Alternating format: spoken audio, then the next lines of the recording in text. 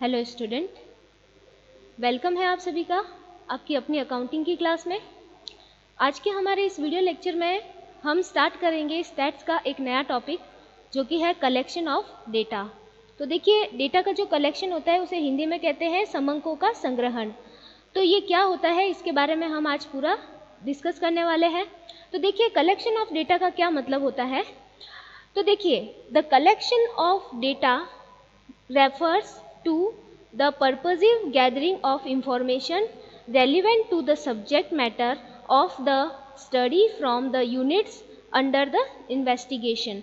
तो देखिए, collection of data का मतलब क्या होता है कि हम जो इन्वेस्टिगेशन कर रहे हैं या जिस चीज़ की हम स्टडी कर रहे हैं तो उसके रिगार्डिंग जो हम डेटा कलेक्ट करते हैं, ठीक है, जिस भी चीज़ का हम जो कलेक्शन जो कर रहे हैं, जो स्टडी कर रहे हैं, जिस चीज़ का हम क्या कर रहे हैं, इन्वेस्टिगेशन कर रहे हैं, ठीक है। तो इन्वेस्टिगेशन के रिगार्डिंग अगर हम कोई डेटा कलेक्ट कर रहे हैं तो वो ही क्या कहलाता है, आपके कलेक्शन ऑफ डेटा कहलाता है। डेटा को गैदर करना, डेटा को क्या करना, कलेक्ट करना, ठीक है। तो वो है आपका कलेक्शन ऑफ डेटा। तो देखिए, अब हम बात करते हैं कि डेटा कितने टाइप के होते हैं। तो देखिए, डेटा जो होते हैं वो स्टैट्स में दो टाइप के हो सकते हैं। मतलब स्टैट्स में क्या, किसी भी जो सेक्टर है उसमें हम देखते हैं कि डेटा कितने टाइप के हो सकते हैं, दो टाइप के हो सकते हैं। कौन कौन से टाइप है, देखिए, जैसे फर्स्ट टाइप की अगर हम बात करें तो वो आ जाता है प्राइमरी डेटा, जिसे हम हिंदी में क्या कहते हैं, प्राथमिक समंक कहते हैं, ठीक है। तो इन्हें हम हिंदी में कहेंगे प्राथमिक समंक। और दूसरे जो आ जाते हैं हमारे पास में वो है सेकेंडरी डेटा, जिसे हम क्या कहते हैं, द्वितीयक समंक, ठीक है। तो देखिए, ये है हमारे द्वितीयक समंक। तो देखिए, एक बार मैं कलेक्शन ऑफ डेटा की आपको हिंदी में डेफिनेशन बताना चाहूँगी।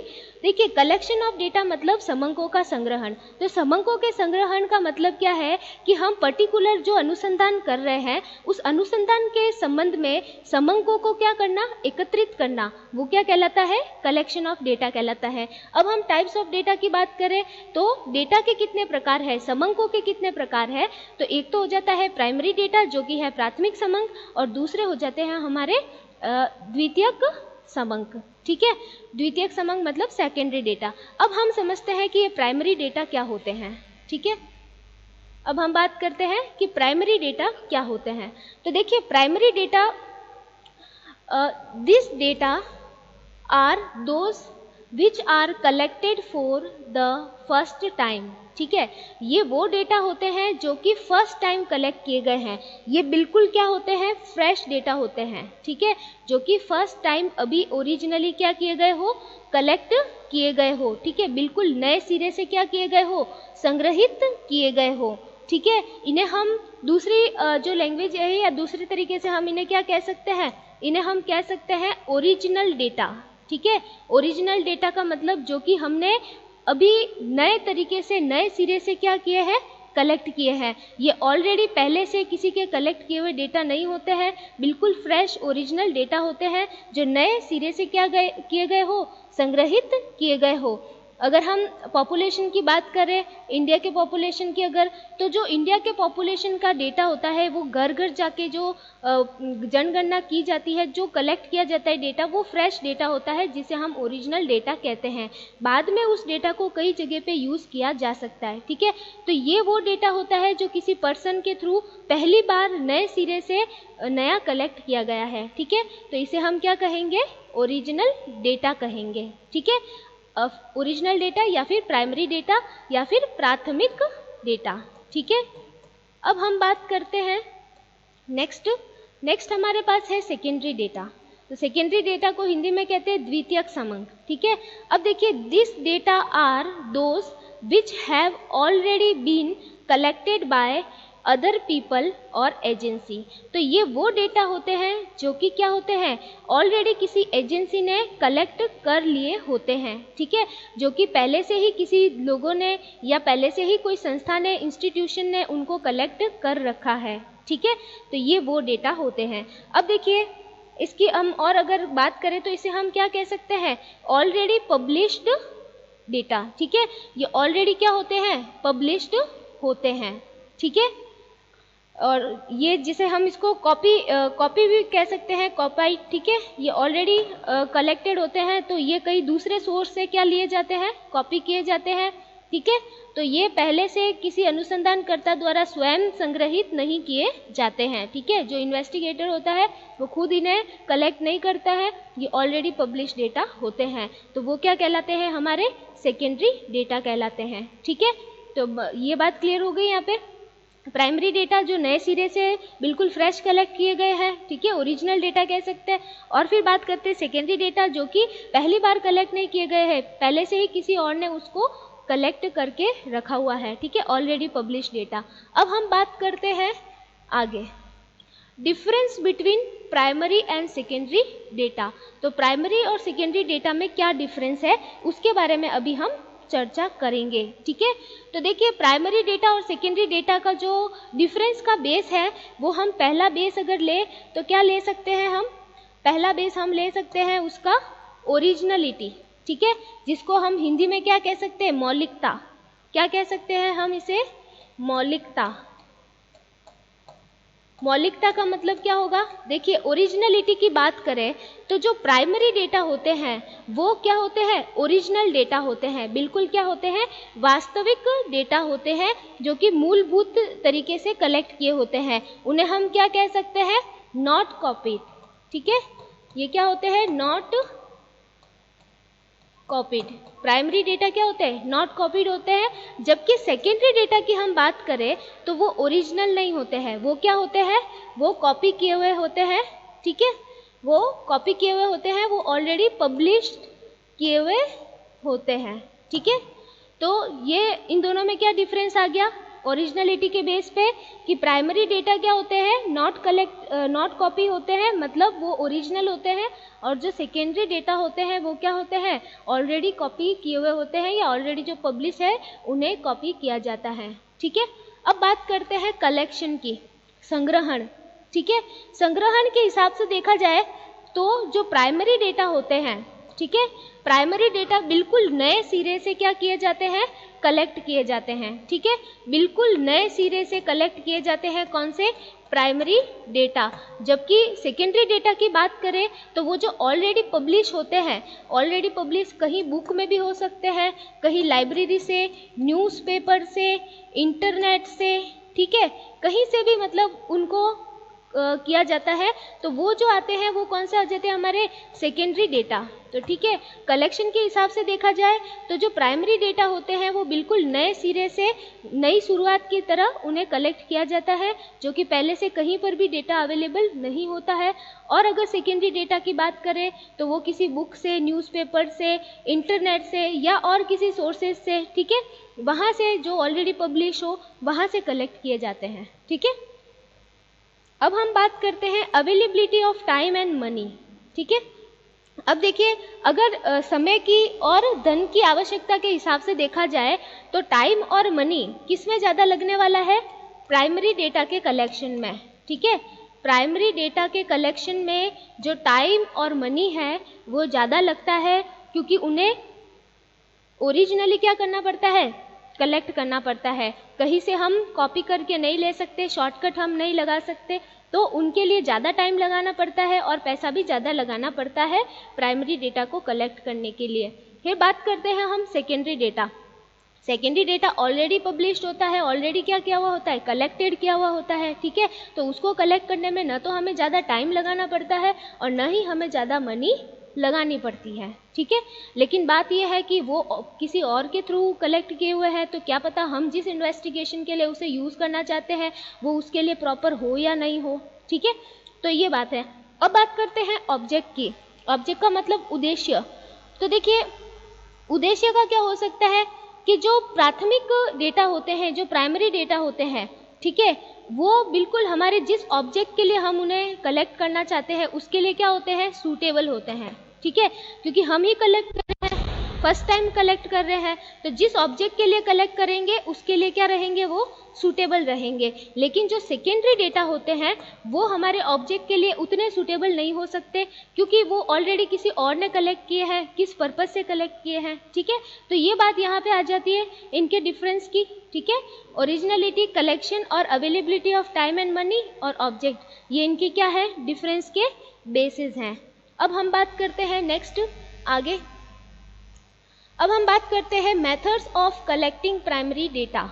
ठीक है, प्राइमरी डेटा को कलेक्ट करने के कौन कौन से मेथड हैं।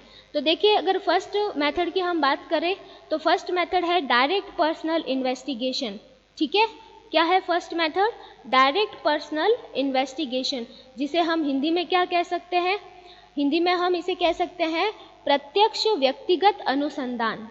क्या कह सकते हैं हम, प्रत्यक्ष व्यक्तिगत अनुसंधान। ठीक है, अब देखिए प्रत्यक्ष व्यक्तिगत अनुसंधान का मतलब क्या हुआ कि हम जो डेटा कलेक्ट कर रहे हैं उसमें प्रत्यक्ष रूप से पर्सनली वो खुद इंसान जाएगा और इन्वेस्टिगेशन करेगा और क्या करेगा, डेटा को कलेक्ट करेगा। ठीक है, वो डायरेक्ट किसी और का डेटा यूज़ नहीं करेगा या किसी और के थ्रू नहीं करवाएगा, वो खुद वहाँ पे जाएगा जिसको इन्वेस्टिगेशन करना है और वो उस डेटा को क्या करेगा, कलेक्ट करेगा। ठीक है, सेकेंड हम बात करते हैं इनडायरेक्ट ओरल इन्वेस्टिगेशन। ठीक है, इनडायरेक्ट ओरल इन्वेस्टिगेशन, अप्रत्यक्ष मौखिक अनुसंधान, इसे हम क्या कहते हैं, अप्रत्यक्ष मौखिक अनुसंधान। अब इसमें क्या होता है कि वो इंसान जिसको डेटा कलेक्ट करना है वो खुद वहाँ पे नहीं जाता है, वहाँ पे उपस्थित नहीं होता है, बल्कि कोई ऐसा तरीका ढूंढता है जिसमें वो क्या करता है, ओरली उस इंफॉर्मेशन को इनडायरेक्टली क्या कर सके, ले सके, जैसे फ़ोन करके या फिर मेल के थ्रू या किसी और कम्युनिकेशन सोर्सेज से वो इंफॉर्मेशन ले सकता है। ठीक है, तो ये इनडायरेक्ट ओरल इन्वेस्टिगेशन मतलब इंसान वहाँ जाएगा नहीं। ठीक है, और मौखिक रूप से वो दूसरे सोर्सेज से क्या लेगा, इंफॉर्मेशन लेगा। ठीक है, फिर बात करते हैं information through the local agencies. जो लोकल एजेंसी होती है, ठीक है, उनसे भी सूचनाएं मिल सकती है। जैसे हमें किसी पर्टिकुलर एरिया के बारे में कुछ इन्फॉर्मेशन चाहिए या एरिया के लोगों के बारे में चाहिए, वहाँ की एजुकेशन के बारे में चाहिए या वहाँ के किसी भी चीज़ के बारे में चाहिए, तो हमें वहाँ कहाँ से ज़्यादा पता चल सकता है, वहाँ के लोकल सोर्सेज से।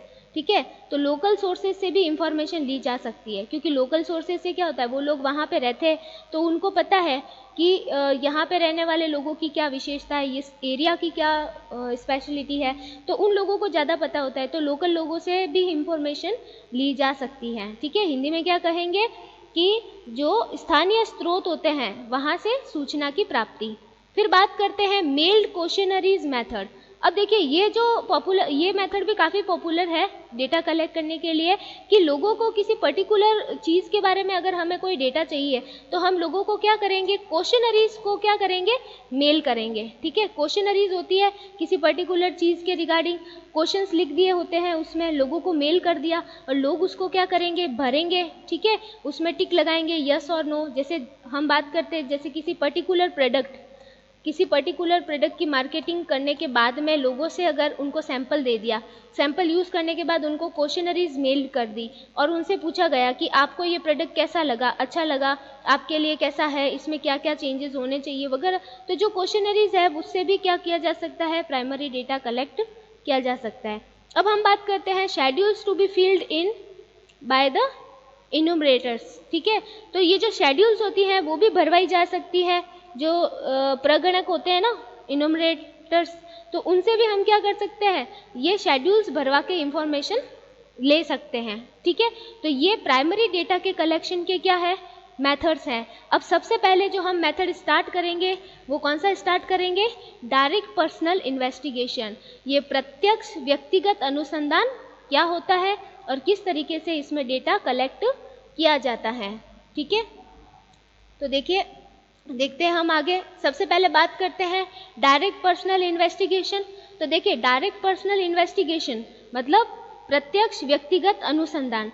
ये जो मेथड है इसमें क्या होगा कि कोई इंसान को किसी चीज़ के रिगार्डिंग क्या चाहिए, इंफॉर्मेशन चाहिए, तो वो वहाँ पर जाएगा, ठीक है, खुद वहाँ पे जाएगा और वहाँ के एरिया के लोगों से बातचीत करेगा, ठीक है, उस चीज़ के रिगार्डिंग पूछेगा जिस चीज़ के बारे में इसको इंफॉर्मेशन चाहिए। जैसे कि अगर हम बात करें, इसको है ना क्या चाहिए, किसी एरिया की क्या चाहिए, एजुकेशन का डेटा चाहिए, ठीक है, किसी एरिया के क्या चाहिए, एजुकेशन का डेटा चाहिए।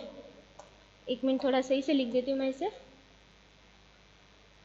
इसको चाहिए किसी एरिया के एजुकेशन का डेटा, ठीक है। तो एजुकेशन के डेटा के लिए ये जाएगा उस एरिया के अंदर, वहाँ के लोगों से क्या करेगा, पर्सनली बातचीत करेगा, ठीक है, कि यहाँ पे कितनी स्कूलें हैं, लोग कितने पढ़े हुए हैं, कौन कौन सी जॉब करते हैं, किस किस जगह पे वो लोग अपना जो है काम करके अपना चलाते हैं सब कुछ। तो एजुकेशन के रिगार्डिंग जो इन्फॉर्मेशन है, वहाँ पे एजुकेशन का लेवल कितना है, वहाँ पे जो अगर जेंडर वाइज देखा जाए तो एजुकेशन कैसी है, तो ये सारा कुछ जा कर के वहाँ के लोगों से खुद वहाँ पे जाएंगे, ये वहाँ पे जाएंगे और वहाँ के लोगों से बातचीत करेंगे और उनको पूछेंगे और वहाँ से और भी कोई रिसोर्सेज है वहाँ से इंफॉर्मेशन कलेक्ट करेंगे और फिर आएंगे। तो ये चीज़ क्या कहलाएगी, आपके डायरेक्ट पर्सनल इन्वेस्टिगेशन, जिसमें खुद जा करके ये अनुसंधानकर्ता जो है, इन्वेस्टिगेटर, ये खुद जाएगा और सारे कुछ इंफॉर्मेशन कलेक्ट करके लाएगा। तो उसको हम क्या कहेंगे, डायरेक्ट पर्सनल इन्वेस्टिगेशन, प्रत्यक्ष व्यक्तिगत अनुसंधान कहेंगे, ठीक है। अब देखिए ये जो मेथड है ना, ये तो बहुत ही इजी है समझने की, पता चल रहा है कि इंसान खुद जाएगा और इंफॉर्मेशन कलेक्ट करके लाएगा। अब इसके देखिए मेरिट्स क्या क्या हैं, ठीक है, मेरिट्स मतलब इसके लाभ क्या क्या हैं, ठीक है, इसके गुण क्या क्या है, उसके बारे में अभी हम चर्चा करते हैं। इस विधि के क्या गुण है, इससे हमें क्या फ़ायदा हो सकता है, ठीक है। तो अब बात करते हैं सबसे पहले नंबर मेरिट की। सबसे पहली नंबर मेरिट जो है वो है ओरिजिनलिटी। क्या है, ओरिजिनलिटी, जिसे हम कह सकते हैं मौलिकता। क्या कह सकते हैं, मौलिकता। तो देखिए मौलिकता का मतलब ये होगा कि अगर कोई इंसान कोई इंफॉर्मेशन खुद जा कर के लेके आ रहा है तो वो इंफॉर्मेशन कैसी होगी, बिल्कुल ओरिजिनल होगी, उसमें कुछ भी गलती नहीं होगी, वो कहीं से कॉपी नहीं होगी, ये खुद जाएगा वहाँ से लाएगा और बिल्कुल ओरिजिनल जो है इंफॉर्मेशन वो लेके आएगा। तो इसमें क्या रहती है, ओरिजिनलिटी रहती है, ठीक है। फिर बात करते हैं एक्यूरेसी। एक्यूरेसी का मतलब क्या होता है, एक्यूरेसी का मतलब होता है शुद्धता, ठीक है, क्या होता है, शुद्धता। तो ये जो डेटा कलेक्ट किया जाएगा, जो कि कोई पर्सन खुद जाएगा और डेटा कलेक्ट करके लेके आएगा, तो वो बिल्कुल एक्यूरेट डेटा लेके आएगा, ठीक है, बिल्कुल शुद्ध डेटा लेके आएगा, उसमें किसी भी प्रकार की कोई भी गलती नहीं होगी, ठीक है। तो ये शुद्धता भी इसका क्या है, एक गुण है इस विधि का। फिर बात करते हैं होमोजेनिटी। तो होमोजेनिटी का मतलब क्या होता है, सजातीयता। इसको हिंदी में क्या कहते हैं, सजातीयता। सजातीयता का मतलब क्या होता है कि जो डेटा कलेक्ट किया जा रहा है वो बिल्कुल एक ही तरह का हो, उसमें दूसरा बीच में कोई भी अलग टाइप का डेटा नहीं हो, ठीक है। और कोई एक ही पर्सन जाएगा और एक ही तरह का डेटा लेके आएगा तो बिल्कुल क्या, होमोजीनियस डेटा लेकर के आएगा, ठीक है, उसमें दूसरा कोई इधर उधर का डेटा नहीं होगा। फिर बात करते हैं फ्लेक्सिबिलिटी की। फ्लेक्सिबिलिटी का मतलब होता है लोचशीलता। इसको हम क्या कहते हैं, लोचशीलता। अब देखिए लोचशीलता की बात करें तो लोचशीलता का मतलब क्या होगा कि यहाँ पे जो डेटा कलेक्ट करके लिया जा रहा है उसमें किसी भी प्रकार की अगर परिवर्तन करने की ज़रूरत पड़े, कोई चेंजेस करने की ज़रूरत पड़े, ठीक है, या डेटा कलेक्ट करने के दौरान कुछ चेंजेस करने की ज़रूरत पड़े या डेटा में चेंजेस करने की ज़रूरत पड़े तो ये कर सकता है, क्योंकि इसने खुद ने अपना ओरिजिनल डेटा क्या किया है, कलेक्ट किया है, ठीक है। तो फ्लेक्सिबिलिटी का मतलब होता है उसमें परिवर्तन किया जा सकता है, उसको कलेक्ट करने के लिए भी और कलेक्ट करने के बाद डेटा में भी कुछ परिवर्तन किया जा सकता है, ठीक है। फिर बात करते हैं एडिशनल इंफॉर्मेशन। अब देखिए एडिशनल इंफॉर्मेशन मतलब अतिरिक्त सूचनाएं, अतिरिक्त सूचनाएं। अब ये क्या होता है, देखिए जब कोई पर्सन खुद जाता है और इंफॉर्मेशन कलेक्ट करके लेके आता है तो वो जब जाता है और इंफॉर्मेशन कलेक्ट करता है तो वो जो इंफॉर्मेशन लेने गया है उसके साथ में उसे 10-15 एडिशनल इंफॉर्मेशन भी मिल जाती है, ठीक है। अगर यही काम वो किसी और से करवाता तो क्या होता, जितना काम उसको कहा है या जो इंफॉर्मेशन उसे लाने के लिए कहा है वो इंसान तो वही इंफॉर्मेशन लाता, लेकिन कोई पर्सनली खुद जाता है और इंफॉर्मेशन लेके आता है तो उसे 10 नई बातें और पता चलती हैं, ठीक है। फिर बात करते हैं हम आगे test of correctness of the information. ठीक है, जो ये सूचनाएं कलेक्ट की है, जो इंफॉर्मेशन कलेक्ट की है, उसकी सत्यता की जांच भी की जा सकती है। ठीक है, क्योंकि देखो सत्यता की जांच की ही जा सकती है, उसने खुद ने ही कलेक्ट किया है ये डेटा, तो वो सही है या नहीं है उसकी जांच की जा सकती है। ठीक है, तो ये सारे आपके क्या थे, ये थे मेरिट्स। किस मेरिट्स मतलब गुण, कौन से मेथड के, डायरेक्ट पर्सनल इन्वेस्टिगेशन, प्रत्यक्ष व्यक्तिगत अनुसंधान के थे। ठीक है, अब बात करते हैं हम आगे देखिए नेक्स्ट हम बात करेंगे डीमेरिट्स की। ठीक है, डीमेरिट्स का मतलब क्या होता है, दोष, इस विधि में क्या दोष है। ठीक है, दोष का मतलब इसके, क्योंकि देखिए किसी ना किसी चीज के अगर कुछ महत्व है, कुछ गुण है, तो कुछ ना कुछ दोष भी होंगे। तो देखिए क्या है, अनसूटेबल फॉर वाइड एरिया, मतलब बड़े विस्तृत क्षेत्र के लिए क्या है, अनसूटेबल है। ठीक है, विस्तृत क्षेत्र के लिए अनुपयुक्त, इसको हम क्या कह सकते हैं, विस्तृत क्षेत्र में अनुपयुक्त।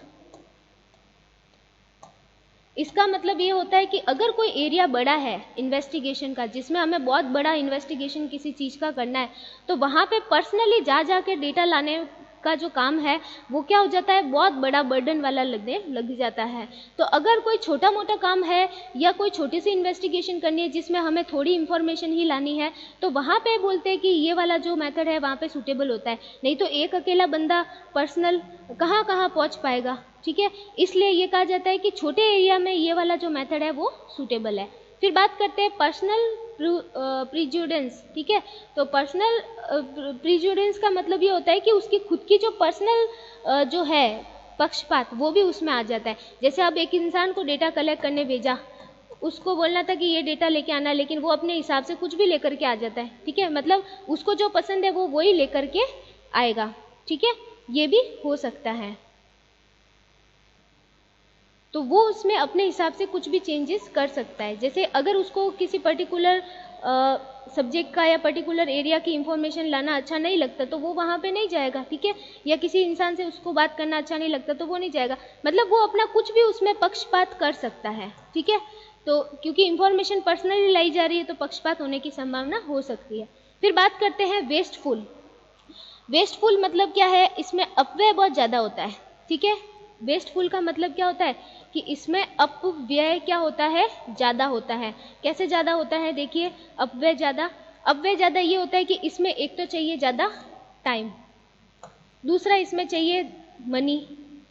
ठीक है, टाइम, मनी, और इसके बाद में और क्या चाहिए, इसमें एक एक्सपीरियंस भी इंसान को होना चाहिए। ठीक है, किसी चीज़ से मतलब उसको बात करने का तरीका वगैरह भी आना चाहिए, तो ये सारी चीज़ें उसके अंदर चाहिए। तो अब देखिए बहुत बड़ा एरिया में अगर वो इन्वेस्टिगेशन के लिए इंफॉर्मेशन लेने जा रहा है तो उसको बहुत ज़्यादा टाइम, बहुत ज़्यादा मनी उसे लगाना पड़ेगा। तो इस तरीके से ये क्या हो जाती है, वेस्टफुल अपव्यय वाली विधि भी मानी जाती है। तो ये थे आपके डायरेक्ट पर्सनल इन्वेस्टिगेशन मेथड और उसका मेरिट्स और डिमेरिट्स। बाकी के जो टॉपिक है वो हम नेक्स्ट लेक्चर के अंदर कवर करेंगे। Okay, thank you so much.